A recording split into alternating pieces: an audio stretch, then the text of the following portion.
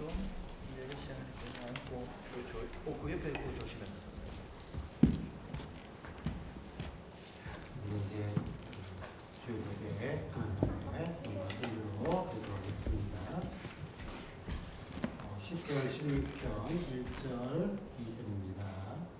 하나님이여 나를 지켜 주소서. 내가 주께 피하나이다. 내가 여호와께 아뢰되 주는 나의 주님이시오니 주 밖에는 나의 복이 없다 하였나이다. 아멘. 우리의 복이 되신 아버지 하나님, 오늘도 영과 진리 예배를 드리기 위해서 이 자리에 사랑하는 주의 사람들이 모였습니다. 하늘 문을 여시고 이것을 주목하여 주시고 주의 성령으로 임재하여 주시는 거룩한 살아있는 하나님 마음에 합당한 예배를 올려드리기를 원합니다. 하나님 아버지, 우리를 다스려 주시고 오직 주님만이 만유의 주요 만왕의 왕이시며 유일하신 하나님이심을 고백합니다. 하나님 이 위에 한량없는 은혜와 자비와 그리고 주께서 오늘 준비하신 은총이 비같이 내려지는 시간 되어지게 하여 주옵소서.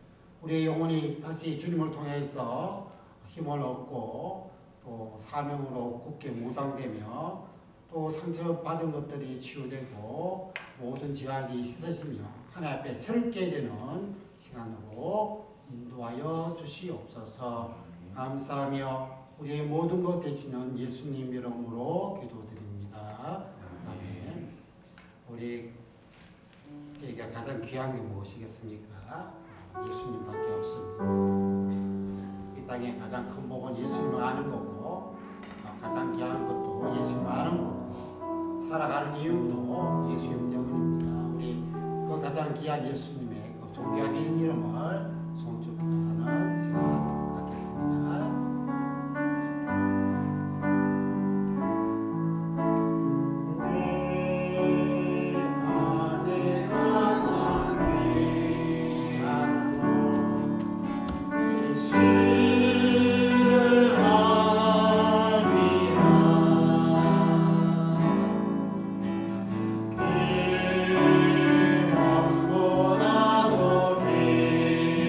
한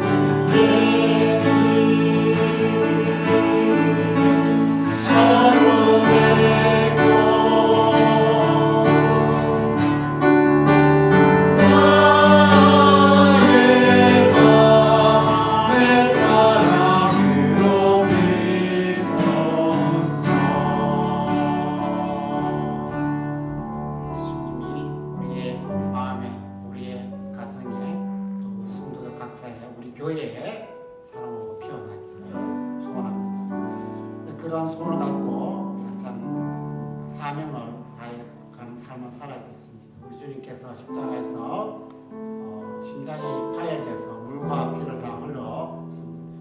우리 주께서 그 길을 따라오라고 하십니다. 그 길을 따라갈 때는 자신을 버려야 됩니다. 세상이 미워해도 사랑해야 됩니다. 그리고 우리의 모든 것을 주님 앞에 드려야 됩니다. 우리 이 사명을 찬양을 드리면서 주님께서 걸어가신 그 길 계속해서 충성으로 달려가겠다고 또 완수해 가겠다는 마음으로 기도하는 마음으로 찬양 드리도록 합니다.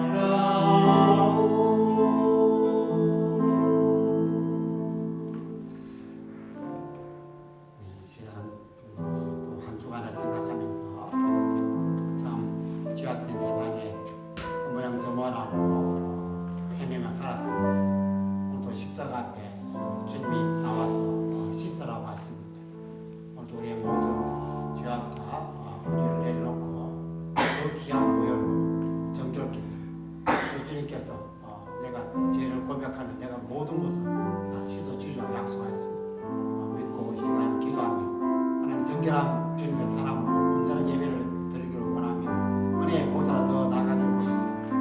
하나님 나를 받아 주시옵소서 할 마음으로 우리 다 같이 참여 기도하는 시간 갖도록 하겠습니다. 아버지 하나님 오늘도 주님 앞에 아버지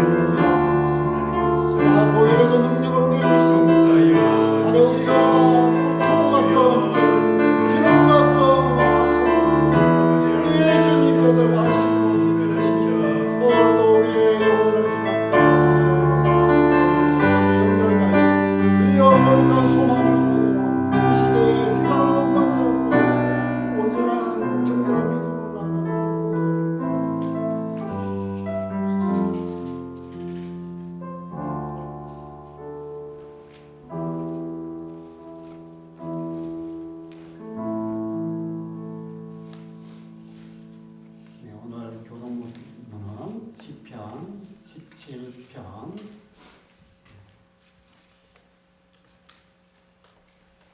여호와여 의의 호소를 들으소서 나의 울부짖음에 주의하소서 거짓되지 아니한 입술에서 나오는 나의 기도에 귀를 기울이소서. 주께서 나를 판단하시며 주의 눈으로 공평함을 살피소서 주께서 내 마음을 시험하시고 밤에 내게 오시어서 나를 감찰하셨으나 흠을 찾지 못하셨사오니 내가 결심하고 입으로 범죄하지 아니하리이다. 사람의 행사로 논하면 나는 주의 입술을 말씀을 따라 스스로 삼가서 포악한 자의 길을 가지 아니하였사오며 나의 걸음이 주의 길을 굳게 지키고 실족하지 아니하였나이다. 하나님이여 내게 응답하시겠으므로 내가 불렀사오니 내게 귀를 기울여 내 말을 들으소서. 주께 피하는 자들을 그 일어나 치는 자들에게서 오른손으로 구원하시는 주여 주의 기이한 사랑을 나타내소서. 아멘. 이 신앙을 우리 사도신경으로 성삼위 하나님 앞에 고백하도록 하겠습니다. 나는 전능하신 아버지 하나님 천지의 창조주를 믿습니다. 나는 그의 유일하신 아들 우리 주 예수 그리스도를 믿습니다. 그는 성령으로 잉태되어 동정녀 마리아에게서 나시고 본디오 빌라도에게 고난을 받아 십자가에 못 박혀 죽으시고 장사된 지 사흘 만에 죽은 자 가운데서 다시 살아나셨으며 하늘에 오르시어 전능하신 아버지 하나님 우편에 앉아 계시다가 그로부터 살아있는 자와 죽은 자를 심판하러 오십니다.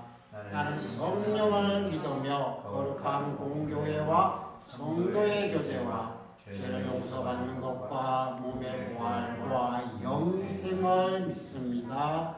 아멘. 오늘은 이만희 사모님께서 우리를 대표로 기도해 주시겠습니다.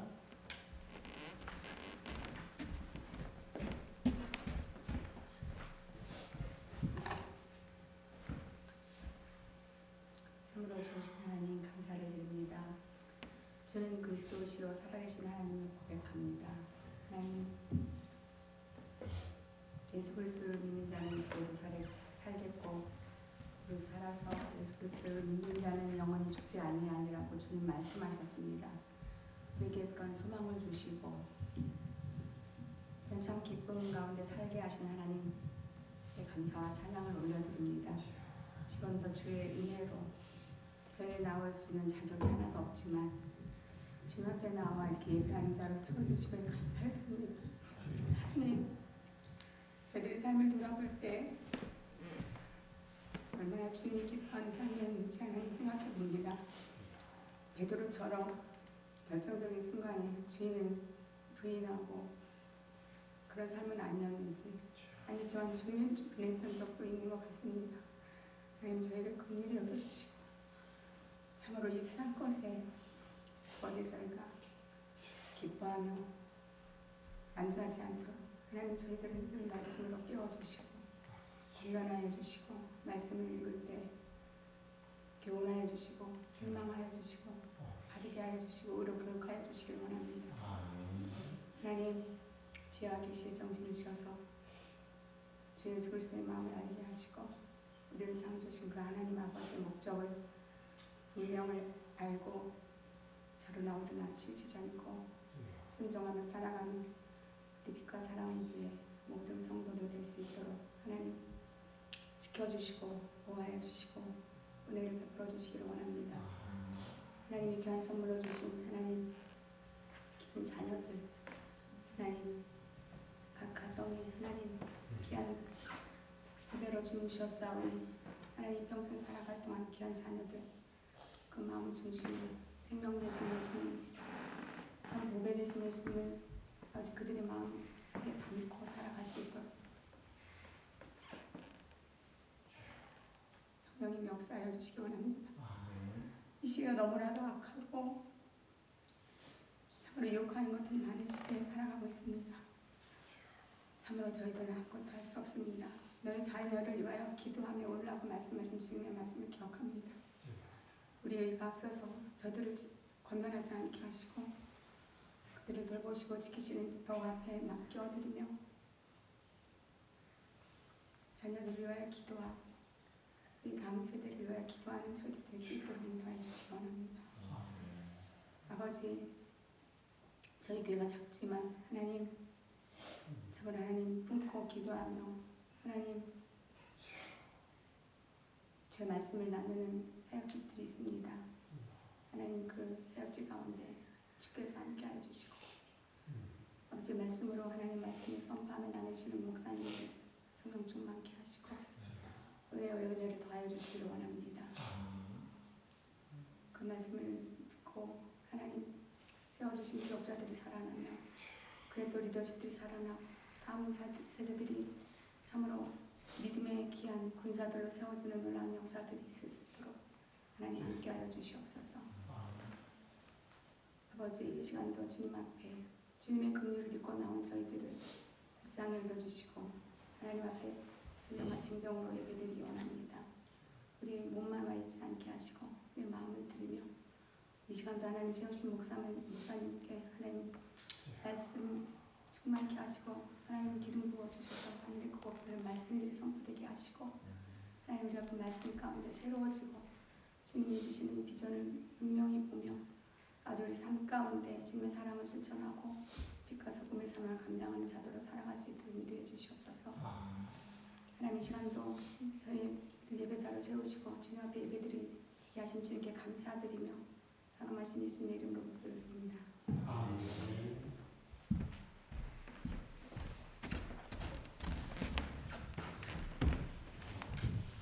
오늘 하나님께서 우리에게 주시고자 하신 말씀 이제 성경 보고 창세기 7장입니다.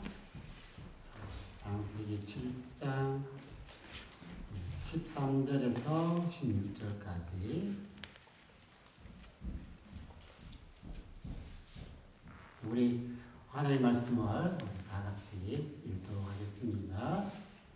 곧 그날에 노아와 그의 아들 셈, 함, 야벳과 노아의 아내와 세 며느리가 다 방주로 들어갔고 그들과 모든 들 짐승이 그 종류대로 모든 가축이 그 종류대로 땅에 기는 모든 것이 그 종류대로 모든 새가 그 종류대로 물론 생명의 기운이 있는 육체가 둘씩 노아에게 나와 방주로 들어갔으니 들어간 것들은 모든 것의 암수라 하나님이 그에게 명하신 대로 들어가매 여호와께서 그를 들어보내고 문을 닫으시니라. 아멘. 예, 오늘 박민수 목사님께서 구별하신 하나님의 말씀으로 전하시겠습니다.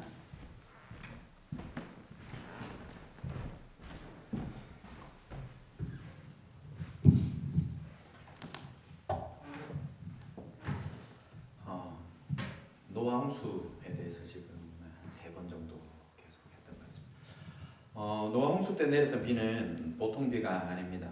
그냥 폭우, 막 스콜성, 요즘 한국에도 그런 비들이 많이 오고 있는데 열대 약간 기후 변화가 생겨서 막 쏟아부어서 순간적으로 막 넘쳐서 신림동, 뭐 강남 막 이런 데가 막 잠기고 이 정도 수준이 아닙니다. 거의 뭐 폭포가 전 하늘에서 폭포가 떨어지듯이 땅에서 막 쓰나미가 올라오듯이 그렇게 내렸던 것입니다. 그래서 이 표현을 이제 7장 11절 같은 데 보면 기품에 샘들이 터졌다 이렇게 이야기를 하고 있습니다. 하나님께서 우리는 본 적 없지만 우리는 이제 말씀을 통해서 이러한 상황을 직접 본 적도 없고 주변에 그런 일이 일어난 것을 직접 본 사람을 만난 적도 없습니다. 그런데 성경을 통해서 하나님께서 심판을 하신 적이 있다라는 사실을 우리가 말씀을 통해서 알 수가 있습니다. 그런데 오늘 7장에서 보여주는 모습은 홍수에 대해서 쭉 이야기하고 있지만 오늘 7장에서 핵심 포인트, 그냥 제가 말씀을 준비하면서 보았던 포인트는 결국 하나님께서 심판하시는 그때에 하나님께서는 구별하신다라는 것을 좀 보게 되었습니다. 하나님의 백성을 구별하고요. 하나님의 백성이 아닌 자들은 놔두시고요. 그렇게 구별한다는 것이죠. 결국에는 한 집에 살고 있는 부부도 믿음을 가진 자는 구원을 얻고 믿음을 갖지 않는 사람은 구원을 얻지 못하는. 그러니까 우리가 지금 보면은 뗄 수 없는 것 같은 그 한 가정에 같이 모든 것을 공유하며 살고 있는 그 부부라 할지라도 믿지 않으면 또 정말 내 배에 불러가지고 아파서 배 아파서 낳은 나의 유전자와 나의 피를 이어받은 자녀라 할지라도 주님이 심판하실 그때에 우리 주님 다시 오실 그때에 믿는 사람은 구별되고 같은 가족이라 할지라도 믿지 않으면은 이렇게 구별한다라는 것. 하나님의 심판은 철저하게 구별하신다라는 것을 보게 됩니다. 그리고 또 홍수는 제가 저번에도 말씀드렸지만 두 번째 심판의 모델이 되기도 하죠. 마태복음에 보시면은 예수님께서 말씀을 하십니다. 예수님께서 내가 다시 올 때에 노아의 때처럼 그렇다라고 예수님이 말씀해 주셨어요. 그래서 그때 보면 이제 내가 다시 올 때에 어떤 일이 일어나는가? 먹고 마시고 장가가고 시집가고 있다.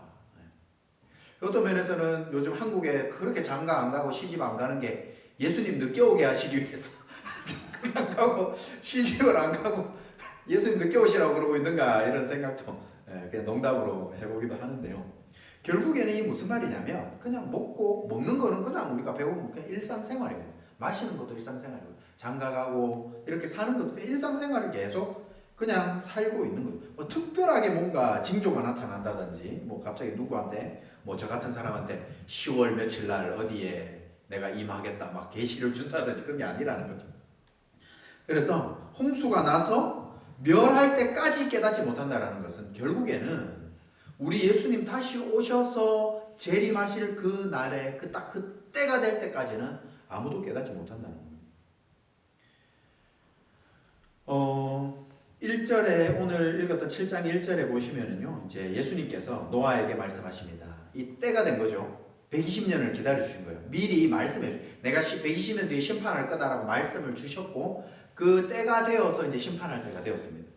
그때에 하나님께서 너와 내 온 집은 방주로 들어가라 이렇게 구별해 주십니다.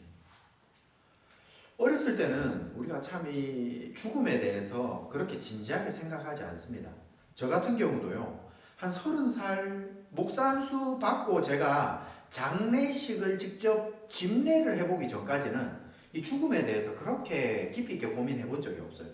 뭐 감사한 건지 뭔지 모르겠지만 이미 제가 태어나고 나서 30살 정도 30살이 될 때까지 제 지인, 제 친척 중에 제 위로 친척들, 가까운 친척들 중에 생을 마감하신 분이 한 명도 없었어요. 장례식장을 가본 적이 없죠. 그래서 제가 목사 안수를 받고 첫 장례 집례를 하면서 제일 걱정했던 게 그거예요. 내가 이 유가족들의 아픔을 공감할 수 있을까? 나 이미 할머니, 할아버지, 외할아버지 뭐 다 외할머니 살아 계셨고 외할아버지는 이제 이미 돌아가실 분들이 내가 태어나기 전에 다 돌아가셨어요. 그래서 장례를 해본 적이 없어서 이 유가족들의 아픔, 그 상실의 그 사람을 잃은 상실의 아픔 내가 알 수 있을까? 근데 자꾸 이제 장례 집례를 자꾸 점점 계속 하다 보니까 그 유가족들의 모습과 여러 가지 모습 속에서 조금 더 깨닫게 되는 것도 있고 하나님 주시는 마음도 알게 되었는데요. 젊을 때는요, 저도 30살까지는 죽음을 준비해야 되고 죽는 게 뭔가 이런 거에 대해 생각해 본 적이 없습니다. 그냥 나의 미래, 지금 서연이 나이 때 인생의 죽음이란 뭘까 막 이렇게 생각해 본 적이 없어요. 대학은 어디 가야 되나, 뭐 나중에 결혼은 어떻게 해야 돼, 뭐 직장은 어떻게 가져야 되나, 뭐 그런 미래에 대한 어떤 그 준비하기도 바쁜 나이에 죽음에 대해서 생각을 하지 않는다는 거죠. 그래서 결국에는 뭐 죽는다 생각을 잘 안 하고 내 부모님이 돌아가신다, 이것도 굉장히 이상하게 생각할 나이에요. 10대 20대 때. 그런데 세월이 점점 가게 되면은 나중에 이제 교회에 어렸을 때 주일학교 다녔다가 막 세상에서 막 다니시다가 50이 넘어서 이제 교회에 오시는 분들, 그래서 어떻게 오셨습니까 하고 이제 이야기를 들어보다 보면 내가 막 40대 때 50대 때 막 이렇게 세상에서 막 이것 때문에 저것 때문에 하다가 이제 50대가 돼 보니까 뭔가 갑자기 인생이 이렇게 가다가 끝나나? 막 이런 고민이 들더래요. 그래서 교회에 이렇게 신앙생활을 다시 시작하게. 그러다 보니 어렸을 때 성경학교 때 발로 북 이렇게 막 등에 달고 치는 거 막 따라다니던 그런 기억들이 나가지고 교회에 왔다라는 거예요. 그런 분들이 또 계시더라고요. 이 심판의 때가 언제 올지, 나의 죽음의 때가 언제 올지 뭐 진작에 고민하면서 젊을 때는 잘 살지 않습니다. 그리고 심판의 때 예수님 오신다 하는데 야, 오늘 오실지 내일 오실지 살다 보면은 그렇게 살아갑니다. 그런데 지금 오늘 말씀에 하나님이 120년 뒤에 심판하겠다라고 정확하게 이 시간이 딱 지나니까 하나님께서 어떻게 하시는가, 심판의 때가 딱 되니까 방주 안으로 들어가라, 이렇게 구별해 주시는 것입니다. 왜 구별하십니까? 이 세상 속에서 내가 어떻게 살았는지, 의롭게 살았는지, 말씀대로 살았는지, 믿음을 가졌는지, 예수 그리스도를 통한 그 믿음으로 네가 깨끗하게 되었는지를 보신 겁니다. 그래서 하나님께서는 이거를 달아보시고 하나님께서는 지켜보고 계시는 분이세요. 그래서 이 악한 세대 가운데에 믿음으로 사는 노아와 노아의 가족들을 이렇게 방주에 들어가게 하셨습니다. 또 신기한 거는요, 이 방주에 노아의 가족만 들어가는 것이 아니라 짐승들도 같이 들어갑니다. 모든 정결한 짐승은 7쌍씩, 그리고 부정한 것은 2쌍씩, 둘씩 암수 7쌍이 들어가고요. 그리고 부정한 것은 암수 2씩이 들어가게 됩니다. 결국에는 이 부정하냐 정하냐 이거는 레위기 11장이나 신명기 14장을 나중에 찾아보시면은 정결한 짐승의 기준, 그리고 부정한 짐승의 기준이 성경에 기록되어 있습니다. 예를 들면 짐승 중에 굽이 갈라지고 쪽발이 있고 새김질을 하면 정결한 짐승이다, 이렇게 쓰여 있죠. 그래서 결국에는 이 새김질이 단순히 진짜 얘가 위가 소가 위가 4개가 있고 해서 진짜 막 해서 입으로 진짜 모든 걸 해서 다시 씹어서 삼키는 새김질을 이야기하려고 하는 것이 아니라 이 하나님께서는 약간 상징적인 의미도 포함해 놓았습니다. 이 정결하다는 말 속에 새김질이라는 것은요, 결국 똑같은 말씀을 계속해서 묵상하지만 그 속에서 은혜를 받는 거예요.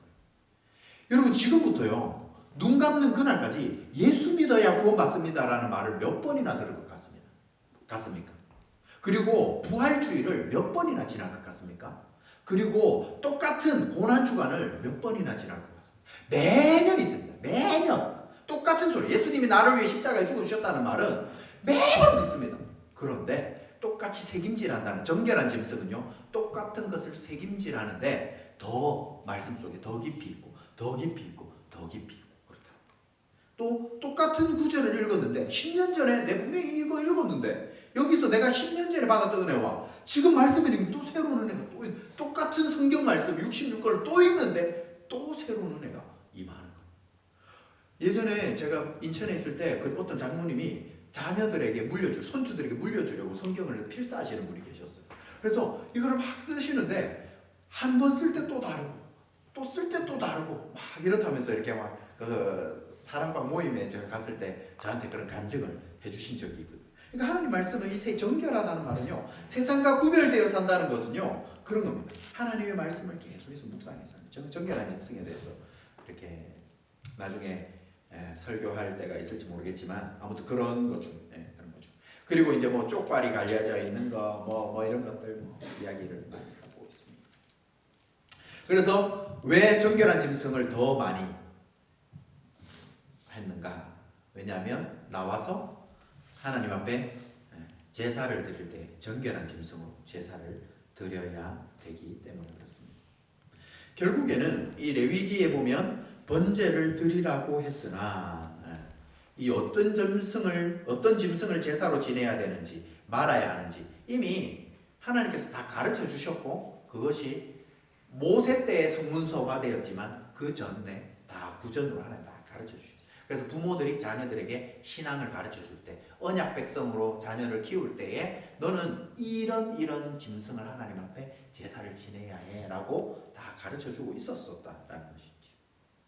그리고 창세기 9장 이후에는요, 이제 동물을 그 전에는 초식만 해도 노아 홍수 이전에는 하나님 주신 열매와 초식만 해도 살 수 있었지만 이제 노아 홍수 이후에는 이런 어떤 뭐 성경학자들마다 다 이야기가 다르지만 주로 이제 이런 안 좋은 빛들을 차단하는 것들, 이런 물층들이 사라졌기 때문에 이제 인간이 수명이 이제 막 900년씩 살다가 100살대로 줄어들기도 하고 또 이제 살기 위해서 하나님이 육식도 허락하셨습니다. 그래서 이 식물과 육식을 노아 홍수 이후에 먹게 하셨던 거죠.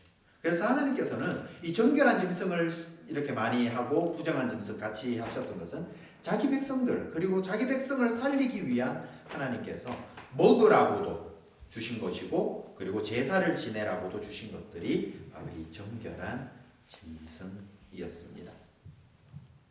그런데 하나님께서 120년이 되어서 바로 물이 어느 날 팍 떨어진 것 같지만 또 7일을 더 주세요. 하나님이 얼마나 참으시는지 몰라요. 때가 되었음에도 7일을 더 주세요. 4절에 보시면은 지금부터 7일이면 내가 이제 비를 내리겠다. 쓸어버리겠다. 분명히 분위기는요. 이제 막 안 들어가면은 방주 안에 빨리 안 타면은 막 죽을 것 같은 그런 심판의 분위기인데 하나님께서는 노아와 그의 가족들과 짐승들을 남기는 것에 대해서 생각하면서 심판하신다. 우리는 이 심판이라는 단어가 굉장히 조금 부정적인 의미가 많이 포함되어 있는 것이 일반적으로 우리의 왜 하나님께서는 왜 심판하시는가 하면 심판이라는 단어가 굉장히 부정적인 의미를 내포하고 있다고 생각합니다. 그런데 하나님의 심판은요, 멸망시키고 파괴시키는 것이 목적이 아닙니다. 하나님의 심판은요, 새롭게 만드는 것이, 새롭게 하는 것, 원래대로 돌아가는 것이 목적이 있습니다. 예를 들면은요, 이스라엘 백성들이 바벨론 포로로 70년간 잡혀갑니다.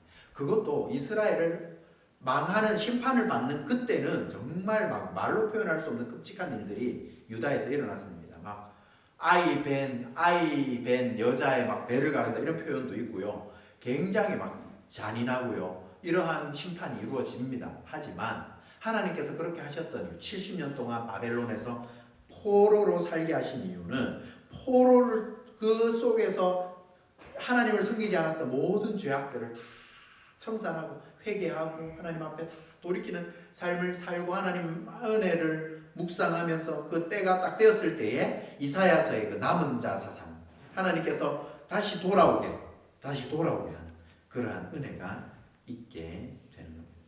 사실요 포로 생활이 쉽지는 않습니다. 이 이민 생활도 쉽지 않죠. 예를 들면 포로 생활 70년이라고 하는 것은 포로로 처음에 잡혀가면은요 언어가 다릅니다. 문화가 다릅니다. 먹는 것이 다릅니다.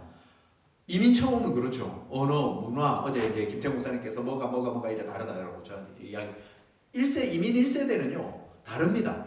그래서 깊이 있게 못 들어요. 근데 70년이 됐다는 거는요 우리 자녀들만 해도 여기서 대학 나오고 직장 가지고 막 여기 거의 뭐 여기 사람들처럼 삽니다. 근데 그 자녀의 손주들이 나왔다. 거의 뭐 여기 사람들하고 차이가 없고, 그러니까 피부 색 차이 좀 있겠죠. 피부 색 차이는 좀 있겠지만, 뭐 그냥 사는데 뭐 문화적으로 생각, 사고방식 이런 거 그냥 똑같습니다. 그러면 바벨론 포로로 가서 70년이 됐다는 거는 바벨론에 갔습니다. 그럼 그 나라의 문화와 언어 이런 거 처음에 잡혀간 사람들은 부모 세대 때는 힘들었겠죠. 근데 이제 집도 사고요. 한 3세대 지나면 이제 집도 있고요. 뭐 이제 자리도 잡았고요. 직장도 뭐 문화권 주변에 친한 친구들 다 자리 잡았을 때입니다. 그때에 하나님이 이제 어느 정도 자리를 잡았을 그때에 예를 들어서 포로로 잡혀가자마자 힘들어 죽겠네 하는데 5년 만에 돌아가라 하면은 아이고 감사합니다 빨리 돌아가는 거예요. 막 여기 와가지고 캐나다 와서 살려고 하다가 막 뭐 이거도 안 되고 저거도 해도 안 되고 막 뭐 하나 너무 힘들 때 하나님께서 돌아가라 하면은 아유 맞아 감사합니다 하고 돌아가겠죠. 70년이 있었다는 거예요. 이제 자리 다 잡았다는 거예요.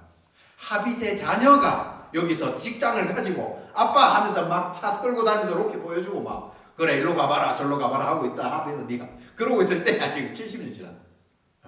그럴 때라면 다시 돌아가는 거. 그래서 성경에 보면은요 이제 땅 사고 집 사고 인정받고 막 이스라엘 땅으로 살만해졌는데 이스라엘 땅으로 돌아가랍니다. 그때에 여기에 순종한 사람은 말씀대로 사는 거예요. 그러니까 우리는요 70년 만에 바벨론 포로에서 다 돌아왔다고 그냥 일반적으로 상상하기 쉬운데요 성경에 보면요 다 안 돌아갑니다. 하나님께서 너희들 약속의 땅으로 가라 하면 가는 사람이 있고요 안 가는 사람이 있어요. 남아있는 사람이 있어요. 여기서는 바벨론 땅에 남아있는 자가 남은 자가 아니고요 말씀대로 돌아간 자가 남은 자. 성경에서 말하는 남은 자. 그래서 포로 귀환할 때 몇 명이 돌아갑니까? 42,360명이 돌아갑니다. 이 사람들은 분명히 하나님께서 다시 돌아가게 해주시겠다는 멸망하기 전에 이사야의 말씀, 예레미야의 말씀, 그 선지자들의 말씀을 묵상하고 살았던 이스라엘 백성들은 다시 돌아갑니다. 그런데 하나님께서 이들을 불러들이기 위해서 심판을 하셨던 거죠. 하나님께서 방주에 넣기 위해서 넣어서 구원하기 위해서 믿음의 사람들을 구원해 주시기 위해서 하나님께서 심판하실 때에 하나님의 그 공의 앞에서 약간 하나님 심판의 기준이 조금 이상한데요 할 사람이 아무도 없습니다. 하나님 심판의 기준이 돈 많다고 구원해주고 가난하다고 안 해주고 막 이런 우리가 막 판사분이 왜 저러냐 한국에 막 그런 사람들 있잖아요. 그것처럼 하나님께 그렇게 할 사람은 아무도 없습니다. 하나님께서 120년을 참으셨기 때문에 그냥 심판하셔도 되는데 7일 더 기다려주시는데 마지막 호의, 마지막까지 더 돌아오라고 호의를 베풀어 주시는 기간이 있는데 그걸 무시하면은 세상과 함께 결국에는 망하는 길로 가게 됩니다. 그때 노아가 어떻게 했습니까? 5절에 여호와께서 자기에게 명하신 대로 다 준행하였더라. 하나님께서 이 주신 그 말씀대로 준행한 자의 삶. 근데 정말 신기한 거는요. 이 창세기를 누가 썼죠? 모세가 썼죠. 모세가요 마지막에 모세오경 맨 마지막에 자기의 삶을 기록하면서도요 이 노아의 삶이죠. 여호와께서 자기에게 명하신 대로 다 준행하였더라. 모세도 보면은요 이 여호와께서 모세에게 명하신 대로 다 준행하였더라. 그런 삶을 살았어요. 성막 지으라니까 성막 짓고요. 성막에 들어가는 재료 하나님 다 가르쳐 주시니까 이렇게 짓고요. 기도해라. 저기 앞에서 홍해 앞에서 기도해라.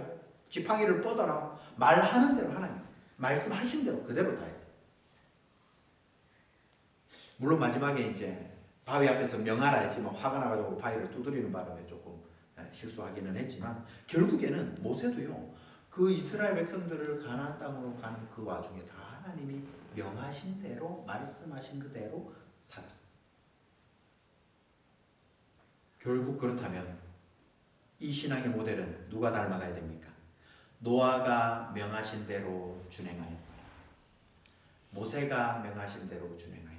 지금 내 이름을 넣어서 민수가 명하신 대로 준행하였더라. 우리 시간 자기 이름 넣어서 한번 해볼까요? 여호와께서 따라해볼까요? 여호와께서 자기에게가 아니네요. 내 이름을 넣어야 되네요. 자, 땡땡에게 자 해보겠습니다. 여호와께서 자기 이름 넣어서 민수에게 명하신 대로 다 준행하였더라. 아멘.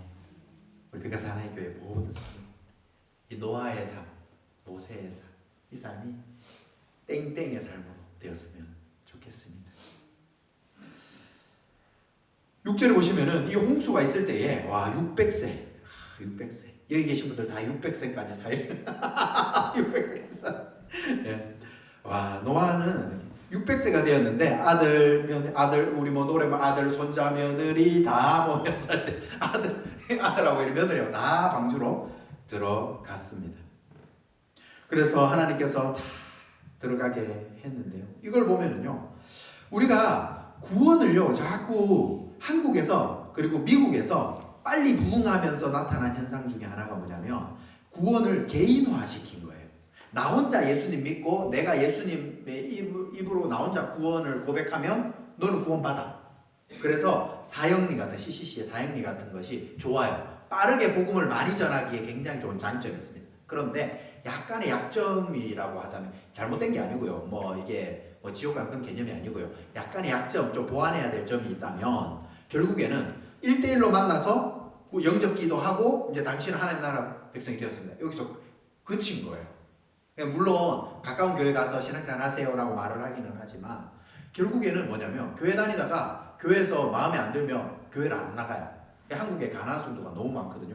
나 혼자 집에서 예배드리고 나 혼자 성경 보고 나 혼자 하나님과 지내는 거예요. 근데 이게 신앙이요. 하나님께서는 늘 너와 내 집을 구원한다 했거든요. 이거는요 단순히 나와 우리 가족들 구원해 줄 내가 예수 믿으니까 우리 가족들 다 구원해 줄 거야. 그런 의미라기보다도요. 나와 내가 속해 있는 그 교회 공동체. 그러니까 내가 하나님이 나를 교회로 부르셨거든요. 나를 개인으로도 부르셨지만 나를 교회 공동체로도 부르셨어요. 빛과 사랑의 교회 공동체. 여러분들이 교회에 등록하고 다니는 게 학원 등록하다가 나 오늘 교회 끊어요 하고 막 중고등부 애들 보면은요 어느 날 찾아요. 목사님 나 오늘부터 교회 끊을 거예요. 왜? 쟤하고 사귀다가 헤어졌어요. 교회를 끊는데 뭐야 학원이야? 뭐 지 돈 내고 다니다가 뭐 누구랑 헤어지면 막 끊고 막 이래. 교회가요 나 혼자 그 교회 나와서 여러분들 이렇게 왜 이렇게 시간을 내서 왜 이렇게 나와서 예배를 드려요? 구원은요 교회 나와 내 집 그러니까 그 집이라는 단어가요 교회 공동체에도 포함되어 있고요 또 나와 우리 가족이 포함되어 있고요 또 나를 통해서 하나님께서 계속해서 다른 이들에게 구원을 베풀기를 원하고 계세요. 그래서 나 혼자 예수 믿고 구원 받는 거 중요합니다. 그게 틀렸다는 게 아니에요. 잘못됐다는 게 아니에요. 그렇게 해야 되지만 너와 내 집 그러니까 이 노아만 잘 믿고 노아 혼자만 방주 속으로 쏙 들어가는 것이 아니라 노아가 자꾸 주변에 전도 자기 아들 그리고 며느리들 전도하고요 말씀대로 살아야 된다 자꾸 전하는 삶을 살고요 그 믿음의 공동체 가운데 그래서 이 노아의 응답 이런 것들이 이루어진 거죠. 그래서 안 믿는 가정에서요 먼저 나 혼자 믿는 사람들은요 그런 꿈을 꿔야 됩니다. 하나님 나를 이 가정에 선교사로 보내주고 캐나다의 선교사, 뭐 남미의 선교사, 뭐 어디 대한민국의 선교사, 뭐 동남아의 아프리카에 막 선교하고 나가서 복음 전하고 안 믿는 사람 전하는 것도 중요합니다. 그런데 안 믿는 가정에 나를 먼저 불렀다는 것은 나를 우리 가정에 하나님이 선교사로 부르죠. 하나님 내 남편, 내 안 믿는 아내, 내 안 믿는 자녀, 하나님 내 안 믿는 삼촌, 내 고모, 뭐 안 믿는 사람, 우리 가족들 하나님 나를 통하여 변하시고 내가 구원받은 자의 삶을 통하여 하나님 나의 모습이 본이 되어 하나님 나를 사용하여 주시옵소서. 가족들 전도가 가장 힘들죠. 가족들 왜냐하면 내 모습이 뻔히 저기 예수 믿는다는 게 저기 뭐 참 쉽지 않습니다. 그런데 안 믿는 가정에 하나님이 나를 부르셨다. 내 가족들을 부르시려고 나를 부르시구나.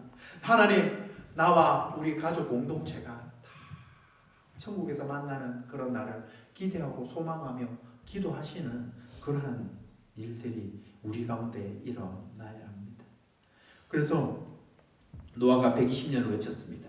자기 가족들도 믿음대로 살려고 이야기했지만 사람들에게도 심판이 온다고 많이 전도하지 않았겠습니까? 그런데 안 돌아옵니다. 그냥 먹고 마시고 시집가고 장가가고 이렇게 살고 있었습니다. 이 자체가 죄는 아닙니다. 먹고 마시고 시집가고 장가가는 것이 죄입니까? 아니죠. 그런데 하나님의 음성에 관심 없이 이것만 하고 살아가면 안 된다. 그래서 하나님의 말씀 이사야 1장 2절에 보시면은 하늘이여 들으라 땅이여 귀를 기울이라 여호와께서 말씀하시기를 내가 자식을 양육하였거늘 그들이 나를 거역하였도다. 소는 그 임자를 알고 나귀는 그 주인의 구유를 알거만 이스라엘은 알지 못하고 나의 백성은 깨닫지 못하고. 예레미야 8장 7절 공중의 학은 그 정한 시기를 알고 산비둘기와 제비와 두루미는 그들이 올 때를 지키거늘 내 백성은 여호와의 규례를 알지 못하도다. 아무리 학수고대를 해도 안 옵니다. 대표적인 예가 언제입니까? 성경의 사사시대입니다. 자기 소견에 오른 대로 자기가 왕이 되어서 살아가고 있었습니다. 한 번은 블레셋과의 전쟁이 벌어졌습니다. 블레셋과의 전쟁이 벌어졌는데 막 나가서 싸우는데 첫날 진 거예요. 안 되겠다. 우리 저 법궤 가져오자. 하나님의 임재의 상징인 법궤를 가져오자. 저 있어 이기겠다. 왔는데 법궤를 자기 마음대로 가져온 거죠. 하나님께 전쟁에 나갈까 안 나갈까 물어본 것도 아니까 쳐들어오자 그냥 싸우러 갔는데 싸우다 보니까 안 되니까 법궤를 가져온 거예요. 그러니까 마치 세상을 자기 마음대로 살다가 안 되니까 그때 기도하는 모습이랑 비슷한 모습이라고 볼 수 있어요. 미리 기도하고 미리 물어보고 하나님 말하시는 대로 간 게 아니라 막 물론 이제 하다가 우리가 막 바쁘게 살다 보면 그럴 때도 있는데 아무튼 이 법궤를 가져왔는데 어떻게 됐냐면 전쟁에서도 지고 법궤도 뺏겼어요. 법궤도 뺏겼어요. 하나님의 임재의 상징 법궤를 뺏겼어요. 와, 이 완전히 난리가 났죠. 그때에 뭐 이가봇 하나님께서 막 떠나셨다라는 이러한 이가봇이라는 이름을 짓기도 하는데요. 그런데 중요한 건 사무엘상 5장 같은 데 보면은요. 이 법궤가요. 빼앗겨서 하나님이 진 것 같고 하나님 나라 백성이 진 것 같고 하나님이 안 도와준 것 같고 하나님 없는 것 같고 이 땅에서 하나님 나라 백성이 패배한 것 같은데 갔는데 이 법궤가 하나님이 직접 블레셋을 다 박살내십니다. 다곤신상 다 부러지고요. 목 부러지고요. 막 법궤 앞에 다 쓰러지게 만들고요. 전염병이 돌게 만들고요. 와, 이거 완전히 막 난리가 난 거예요. 그래서 이 블레셋의 5도시에서 서로 막 너희 땅에 갖다 놔라 너희 땅에 갖다 놔라 막 하다가 안 되겠다 돌려보내자 이래 됩니다. 그래서 돌려보내는데 이 블레셋 사람들은 믿는 사람이 아니지 않습니까? 말씀을 모르는 자들이거든요. 그러다 보니까 이 사람들은 궁금한 거예요. 진짜 이게 법궤 때문에 그런 건지 아니면 우연의 일치로 우연히 코로나가 생기듯이 우연히 뭔가 생기듯이 이게 우연인지 아닌지 우리 한번 이거 점검해보자. 증명해보자. 그래서 어떻게 하냐면 이제 한 번도 수레를 끌어본 적이 없는 소를 가져옵니다. 그러니까 수레 끄는 방법 자체를 몰라요. 이 소는 수레를 메어본 적이 없어요. 이게 멍에를 메어본 적이 없는 소를 데리고 와요. 그리고 그 암소를 데리고 오는데 이 암소가 아직 젖내는 그러니까 젖을 완전히 떼지 않은 새끼가 있는 암소를 데리고 옵니다. 그래서 이 메어본 적이 없는 데다가 뒤에 새끼가 음메음메 우는 소리가 들려요. 모성의 본능으로 얘가 멍에를 해놨는데 새끼한테 가거나 아니면 이걸 끌 줄 모르니까 이거 뭐야 이거 이러고 있으면은 가만히 있으면 이거는 우연히 일어난 거다. 그런데 만약에 소가 자기 나라로 돌아가면 이 암소가 본능과 지금 메어본 적 없는 경험 이런 것들 다 극복하고 자기 나라로 돌아가면 이거는 저 법궤가 한 게 맞구나. 자기들이 그냥 그렇게 한 거예요. 그래서 이 새끼가 뒤에서 음매하면서 울고 있는데 민기적 하지 않고 소가 갈 가능성이 사람의 어떤 상식 속에서는 소가 저 이스라엘로 돌아간다는 예상은 0%입니다. 그런데 소를 이랴 하니까 소가 울면서 갔다. 그래서 소가 울면서 이 가는데 또 옆으로 갈 수도 있고 쉴 수도 있고 이렇지 않고 좌우로나 우로나 치우치지 않고 베세메스라는 곳으로 직진해서 가더라는 것입니다. 결국에는요 하나님이 역사하시는 거예요. 하나님이 블레셋에 가서 다 박살내고 하나님이 왕으로서 귀환하시는 거예요. 우리가 보면은 와 하나님 대단하시다 라고 볼 수 있는데 이스라엘에게는요 이게 욕입니다. 이 말씀을 읽을 때 이스라엘 사람들은 부끄러워했었어요. 왜냐하면 소도 본능을 거스르고 하나님 말씀에 순종해 가는데 하나님이 가라는 베세메스로 가는데 심지어 하나님 말씀까지 주어져 있고 하나님의 선택받은 이스라엘 백성이 자기 소견에 옳은 대로만 살아가는 겁니다. 그리고 이스라엘 백성이 더 부끄러운 짓이 뭐냐면 소도 순종해서 왔습니다. 베세메스에 왔습니다. 근데 그 베세메스가 어떤 동네냐면 여호수아 21장 13절에서 16절에 보면은요, 이 베세메스는요 제사장이 사는 동네예요.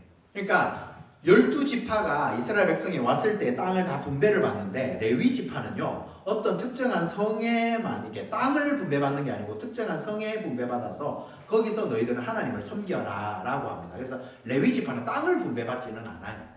그런데 이 베세메스는요 이 레위 지파가 사는 성이었어요. 그리고 결국에는 이 성읍에 사는 사람들은 아론에게 준, 그러니까 13절 제사장 아론에게 준 것은 도피성입니다. 헤브론도 있고요, 뭐 얏딜, 뭐 홀론, 드빌, 뭐 유다, 뭐 그리고 베세메스 여기 들어가 있거든요.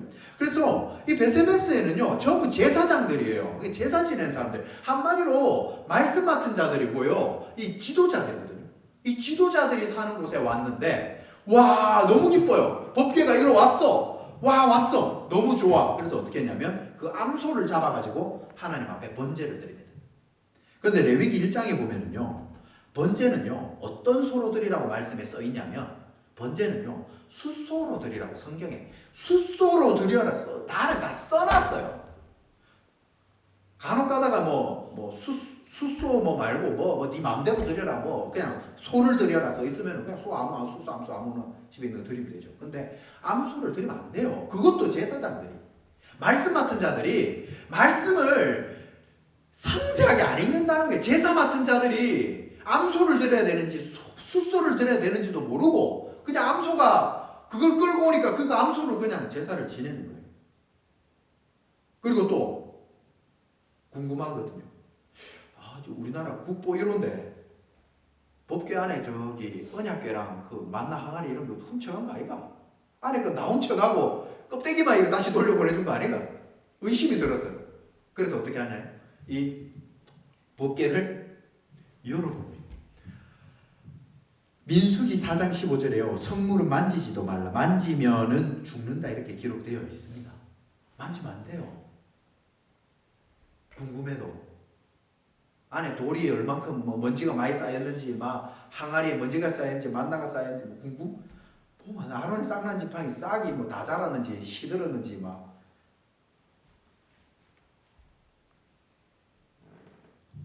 결국에는요 이 제사장의 도시에서 이런 일이 벌어진 거예요. 그러니까 겉으로 보기에는요 구분이 안 가요. 우리가 사람의 눈으로 봤을 때는요 저 사람이 믿음이 좋은지 안 좋은지 하나님 말씀대로 사는지 안 사는지 구분을 못해요. 말로는 다 말씀과 기도로 산다 해요. 저도요 뭐 어디 이렇게 다른 교회에 이렇게 목사님들 면접 보거나 아니면 안수 받을 때 막 이때 목사님들이 막 면접을 하거든요. 어떻게 목회할 거냐. 저도 말씀과 기도. 그렇게 말 안 하는 사람이 없어요. 다 말씀과 기도로 한대요. 그런데 사람은 다 그렇게 말을 하고 사람은 다 속지만 하나님 여기 보면은요 이렇게 산다라는 거예요. 내가 이런 사람이 아닌가. 참 진작에 하나님 앞에서 참 돌아보게 되더라고요. 기본적인 말씀 한마디를 모르는데 숫소로 드려야 되는지 암소로 제사를 드려야 되는지도 모르는 이러한 제사장들이 소도 하나님이 감동을 주니까 새끼가 뒤에 있는데도 좌로나 우로로 치우치지 않고 가는데 그렇게 율법을 기록해놓고 110년 뒤에 심판이 온다. 방주 지어놓고도 심판이 온다. 뭔데 저거 뭐 지어놓은 건데 관심도 없고 그렇게 목이 터지라고 외쳐도 안 듣습니다. 이렇게 은혜에서 한번 떠나게 되면 하나님의 아들들이 떠나서 세상과 섞여서 살게 되면 회복되기가 참 쉽지 않은 것 같습니다. 회복돼서 돌아오면 그렇게 큰 은혜죠. 10절에 보시면 7일 후에 홍수가 땅에 덮입니다.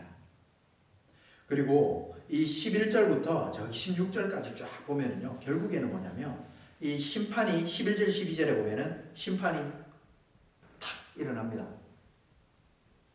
막 쏟아집니다. 그리고 밑에서 막 터집니다. 막 일어나는데 그때 13절에서 16절에 보면은 이것이 하나님의 은혜인 거예요. 13절에서 16절은 방주로 구별받은 사람의 하나님 주신 복. 마지막 16절에 보시면요, 하나님이 그에게 명하신 대로, 여기서 그는 노아거든요. 노아에게 명하신 대로 들어가매 여호와께서 그를 들여보내고 문을 닫으시니라. 우리가 신앙생활하면서 이런 표현을 해요. 내가 예수님 믿고 내가 이때 교회 나왔다. 그런데 나중에 알고 보니까 그것도 하나님의 은혜였다. 하나님이 나를 교회로 보내셨고 하나님이 나를 믿게 하셨었다. 내가 하나님 믿은 줄 알았는데 하나님이 나를 믿게 하셨었다. 이런 표현들 있죠. 그런 표현이 어디에서 나오냐 하면 성경 여기 16절 요 표현인 거예요. 노아는요, 자기가 방주를 지었어요. 하나님 지으라 해서. 그리고 방주에 자기가 들어갔어요. 그런데 알고 보니 하나님이 들여보내고 하나님이 뒤에서 문을 닫았더라는 거예요. 예를 들어서 내가 들어가고 내가 문을 닫은 것 같아요. 방주 문을 노아가 맨 마지막에 들어가고, 혹시 노아 애니메이션이나 영화 혹시 보신 적 있으시죠? 보면은 약간 그런 요소가 있어요. 분명히 다 들어왔어요. 동물까지 다 들어왔어. 근데 비가 안 떨어져. 왜 그런가 봤더니 아직 달팽이 한 마리가 여기 못 와가지고 달팽이가 끼어오고 있어요. 달팽이 한 마리가 딱 들어오고 나니까 하나님께서 이 달팽이 한 마리까지 신경 써서 뭐 어떤 그런 극적인 요소를 위해서 영화랑 애니메이션이 그런 것들을 추가했는데, 그게 뭐 사실인지 아닌지는 뭐 픽션이기 때문에 뭐 그럴 수도 있겠다, 그냥 상상으로 해놓은 거지만, 중요한 것은 노아를 하나님께서 맨 마지막에 들여보내고 하나님이 문을 닫으셨다라는 표현을 하고 있는 거예요. 그래서 결국에는요, 여호와께서 그들 뒤에서 그 문을 닫으십니다. 이것이 은혜입니다. 내가 교회 나온 것 같고요, 내가 믿은 것 같고요, 지금까지 내 힘으로 믿은 것 같지만 알고 보니 하나님께서 나를 지금까지 들어보내셨고 구원의 방주 안에 머물게 하셨고, 그리고 문을 닫으셔서 그 심판으로 피해가도록 하셨었다. 이것이 큰 은혜입니다. 17절에서 이제 쭉 보면은 마지막에 이제 하나님 구별하셨죠. 들어가서 방주 안에서 사는 사람의 은혜. 그리고 이제 그 뒤쪽으로는요, 이제 밖에 있는 사람들, 구별받지 못한 사람들. 그렇게 하나님께서 말씀을 선포했지만 말씀으로 돌아오지 않은 자들, 하나님 안으로 돌아오지 않은, 구원의 방주 안에 타지 않은 자들, 그런 사람들. 21절에 보면 땅 위에 움직이는 생물이 다 죽었으니 곧 새와 가축과 들짐승과 땅에 기는 모든 사람이라. 육지에 있어 그 코에 생명의 기운에 숨을 쉬는 것은 다 죽었습니다. 그러니까 폐로 호흡하는 것들은 다 죽었어. 밖에서 내가 순종을 하든 말씀대로 살든 안 살든 심판이 오는 것처럼, 내가 예수님 재림이 있다라고 믿든 안 믿든 예수님의 재림은 있습니다. 예수님은 재림하십니다. 내가 인정하든 안 하든, 언제 올지 안 올지, 뭐 내가 이제 온다 저째 온다 하든 말든 예수님은 분명히 재림하십니다. 그런데 그 때와 시는 아무도 모릅니다. 만약에 저한테다 그런 걸 가르쳐 줬다면 어떻게 될까요? 제가 교주가 되겠죠. 야, 언제 예수님 오신다 하더라. 야, 그때까지 내 말 잘 들어라. 분명히 예수님 나한테 날짜 조금 바꿀 수도 있다. 조금 한 시간 더 일찍 오실 수도 있다. 날짜 바꿀 수 있으니까 내 옆에 있다가 내가 하는 말 잘 들어라. 내가 교주가 되는 거예요. 하나님은 그런 거를 방지하기 위해서 이 땅의 그 누구에게도 그런 얘기를 합니다. 왜 성경 66권의 원본을 왜 안 남기셨습니까? 성경학자들의 대부분에 하는 말이 원본을 가지고 있는 그 사람이 교주가 되라고 합니다. 그래서 하나님께서는 여러 가지 번역본들을 통해서도, 역본들을 통해서도 구원받는데 아무 지장이 없도록, 약간의 성경의 좀 번역의 차이에 있지만 성경의 90% 이상이 다 구원받는데 아무 문제 없게 써놨습니다. 우리가 하나님 만나러 가는데 하나님의 말씀대로 사는데 아무 문제 없게 써놨습니다.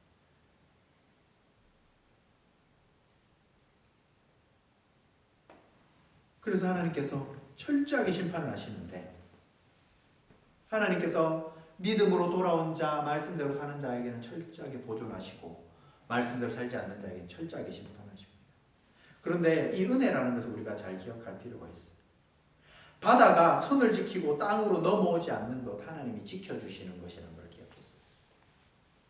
하나님께서 창조하시고 궁창을 나누시고 물이 한쪽으로 모으시고 육지로 만드셨고, 또 왜 이 물이 땅으로 막 올라오지 않고 적당한 선을 지키고 파도만 치면서 이렇게 적당한 선을 지키고 있었고, 지하수와 궁창들이 왜 그렇게 안 쏟아지고 중력의 영향을 받지 않고 그렇게 안 쏟아지고 있었는가? 그렇게 할 수 없어서가 아니라 하나님께서 그렇게 막아 놓으셨고요.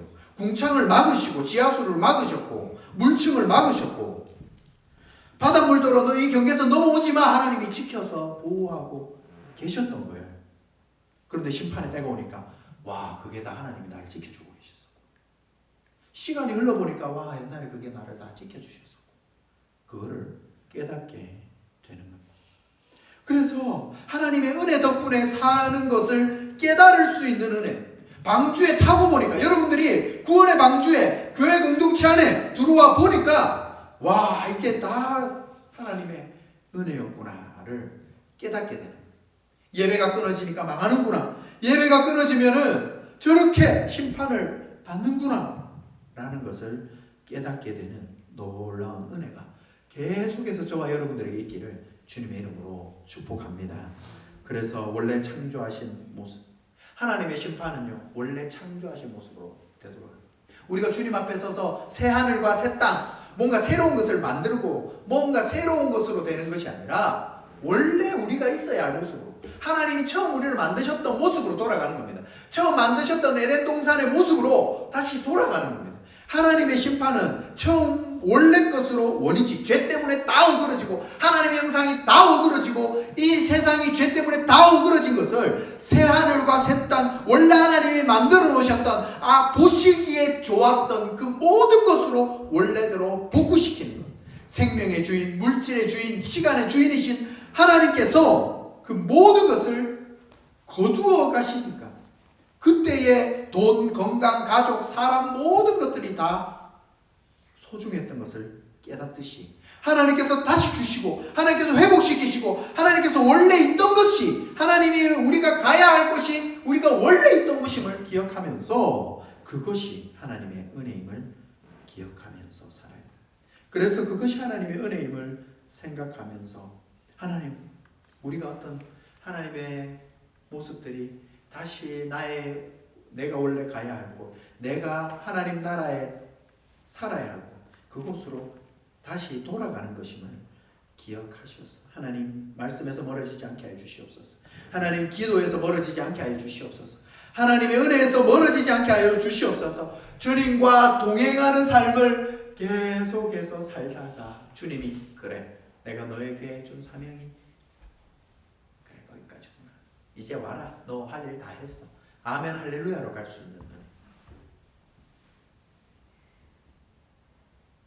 그래서 하나님 앞에서 다시 기뻐하심을 입고 동행하심을 입고 주의 손잡고 하루 걸어가는 이 땅의 삶이 소중한 만큼 저 천국에서 주님과 평생 주님 손잡고 기쁨을 누리며 살아갈 수 있는 저와 여러분도 되시기를 주님의 이름으로 축복합니다. 합이 나와주시고 우리 같이 제가 잠깐 기도하겠습니다. 사랑의 아버지 하나님, 노아 홍수를 보면서 마지막 때에 나의 모습이 방주에 탄 노아와 노아의 가족들이기를 간절히 소망합니다.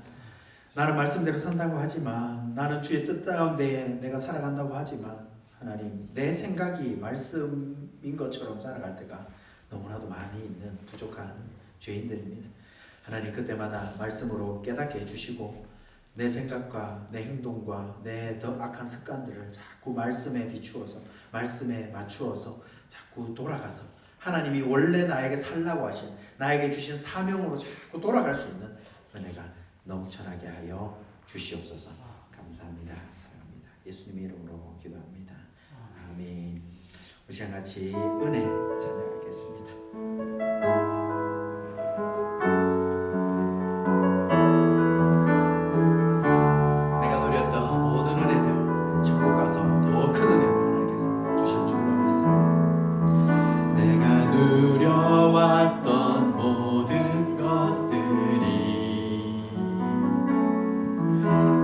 지나왔던 모든 시간이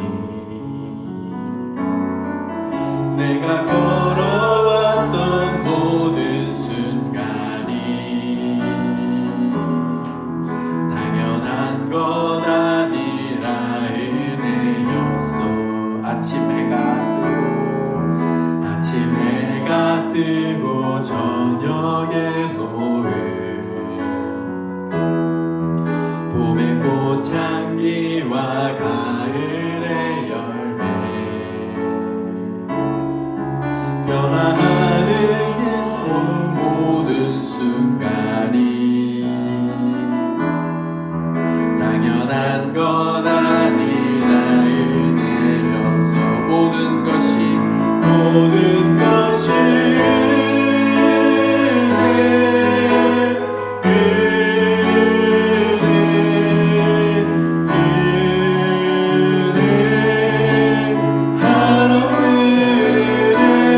내 삶에 당연한 것 하나도 없었던 것은 모든 것이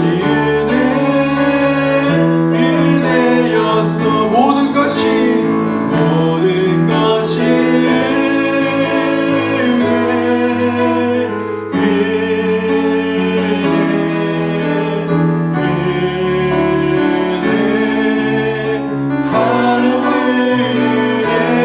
내 삶에 당연한 것 하나도 없었던 것은 모든 것이 은혜였어. 아멘. 우리의 삶을 돌아보면 다 하나님의 은혜였다라고 고백할 수밖에 없는 것이 저와 여러분들의 삶 아닙니까?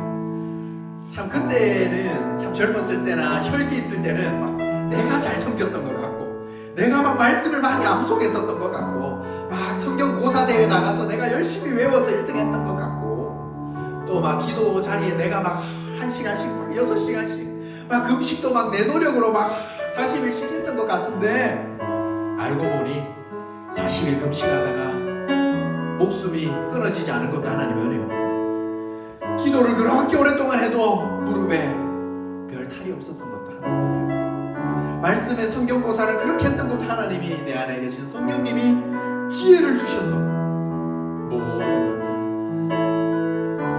저 머나먼 태평양을 건너올 수 있었던 것도 은혜였고, 이곳에서 만난 모든 사람들이 다 은혜였고, 오늘도 이 빛과 사랑의 교회에서 오늘도 이렇게 같이 예배드리며 같이 하나님의 음성을 들으며 하나님의 나라를 꿈꿀 수 있는 것도 하나님의 은혜였습니다. 고백하오니 주님, 이번 한 주간의 삶도 집에 돌아갈 때 안전하게 지켜주시고, 아침에 눈 뜨고 눈 감는 모든 것들 하나님의 은혜 가운데 먹고 마시며 이런 것들이 다 탈이 나지 않고 내 안에 소화가 잘 되어서 주의 영광을 위하여 살 수 있는 것도 하나님의 은혜임을 고백하면서 살 수 있도록 이 시간 주여 외치고 한 주간의 삶을 하나님 주의 은혜로 살 수 있음을 고백하오니 은혜로 승리하게 하여 주시옵소서. 주여 외치고 함께 기도하시겠습니다. 주여, 아버지 하나님, 나의 삶 가운데 모든 것이 하나님의 은혜였음을 고백합니다.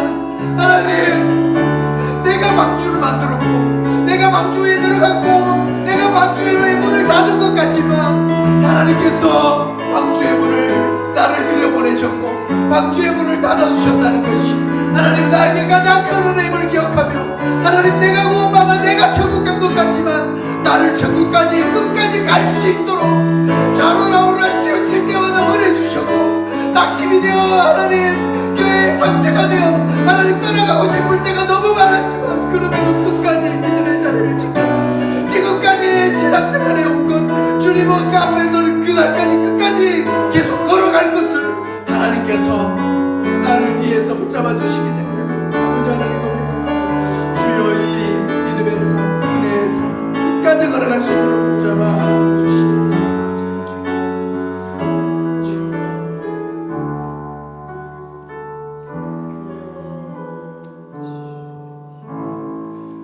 사랑과 은혜가 풍성하신 아버지 하나님, 나를 가정의 선교사로 불러주셨다면 하나님, 내 삶이 그렇게 매력적이지 않고 말씀대로 완벽하게 사는 삶이 아니라 할지라도 하나님이 나를 부르셨기 때문에 하나님 나를 그 가정의 선교사로 사용하여 주시고, 나로 말미암아 우리 가족들이, 우리의 친척들이 믿는 역사가 일어날 수 있도록 아버지 하나님 불쌍히 여겨 주시옵소서.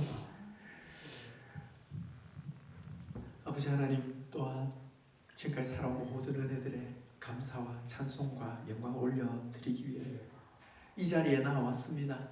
함께 예배합니다. 아버지 하나님, 예배 공동체 위에 하나님의 말씀 부어주시고 그 말씀대로 승리하며 살아갈 때에 하나님이 주시는 놀라운 은혜가 넘쳐나게 하여 주시옵소서.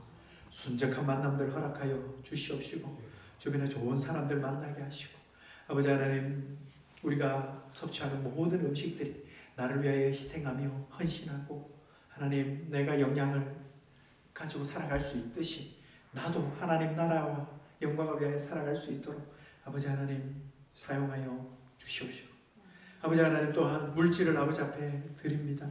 하나님 농부가 씨앗을 먹지 않듯이 씨앗은 심고 나머지를 먹듯이 하나님 저희도 씨앗을 먹어버리는 그러한 사람들 되지 않게 하시고 하나님 앞에 귀하게 심어서 하나님 더 큰 30배, 60배, 100배의 열매를 맺을 수 있는 은혜를 허락하여 주시옵소서. 귀한 예물 아버지 앞에 드립니다. 아버지 하나님 예물이 쓰이는 곳마다 하나님의 영광이 드러나게 하여 주시옵시고 하나님만 나타나는 귀하옵된 예기한 예물이 되게 하여 주시옵소서. 하나님 모든 예배 가운데 이 말씀대로 사는 자에게 주시는 놀라운 은혜와 축복들을 저희들이 나누며 간증할 수 있도록 저희의 교제 가운데에서도 하나님 임재하여 주시옵소서.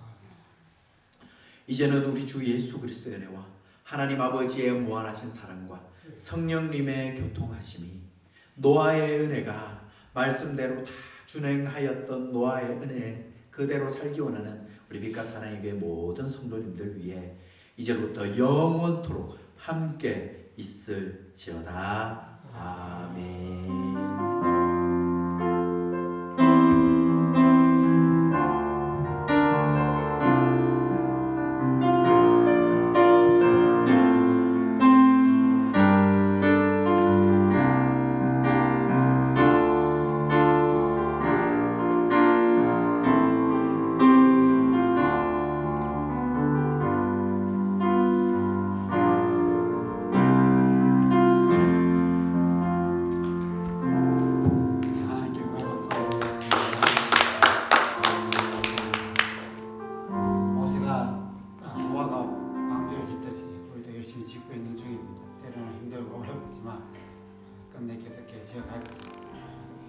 그날까지 우리 함께 주님의 교회를 방주를 서로 감사명을 또 내려가서 함께 아름다운 교제 나누도록 하겠습니다.